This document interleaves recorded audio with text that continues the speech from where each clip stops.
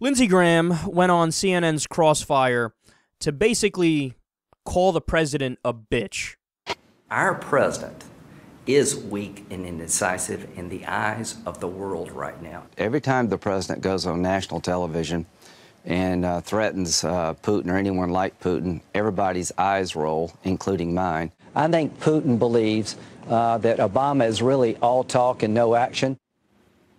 If you disagree with the president substantively, fine. Disagree. Dissent is indeed patriotic.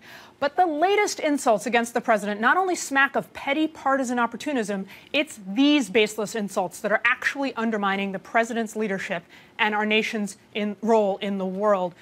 Senator Graham, don't you think these sorts of petty personal attacks are beneath your office as a U.S. Senator? Well, as much as I like me, which is quite a lot, I don't think the world revolves around what I say, but I do believe my criticism of the president has been justified, and in our democratic society, they didn't mind criticizing Bush. Bush made his fair share of mistakes. But let me tell you what my real basic problem is. Whether you agree with Snowden's a hero or a traitor, I think he's a traitor. When you tell the Russians, don't give him asylum, there will be consequences, they do and nothing happens, it hurts us.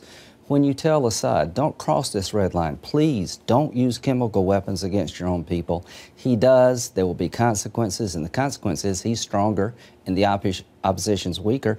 And when you tell the world, we're going to get those who killed the 4 Americans in Libya, and CNN can interview the chief suspect and nobody's been captured, it hurts us. So, Mr. President, now's the time to change that narrative. But, sir, you're also talking about the president who got bin Laden, who's expanded the use of drones, the killing of American citizens abroad. You're calling him, you're not attacking his policy positions, you're calling him weak. I said he was very brave to make the bin Laden call. To send troops into Pakistan was a very tough decision. But, sir, don't you think your rhetoric is what's undermining the United States role in the world? I think I'm being accurate when he does something good, and I think his foreign policy is falling apart.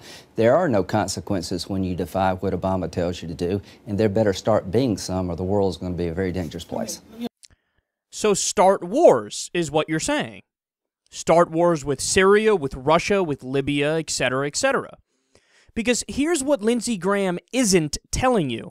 Every policy that he's in favor of, Obama already did. He already did everything that he wants. So, for example, with this Russia situation right now, Obama suspended visas with Russia.